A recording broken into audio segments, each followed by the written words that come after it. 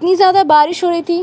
बिहार से जब झारखंड आई तो मेरे फ्रिज में सिर्फ और सिर्फ ये ब्रेड पड़ा था। सब्जी का तो नामो निशान नहीं था, इसीलिए हम और मम्मी शाम को चले गए थे सब्जी लाने के लिए और सोचा कि लगे हाथ अपना गेस्ट पेपर भी ले ले, क्योंकि मेरा बहुत जल्दी एग्जाम आने वाला है। घर आते ही मैं तो टीवी चालू करके के ड्रामा देखने लग गई। और अगर आप ये सीन देख कर के बता पा रहे हैं कि ये कौन सा ड्रामा है, तो आप भी मेरी तरह एक के ड्रामा पगलू हो।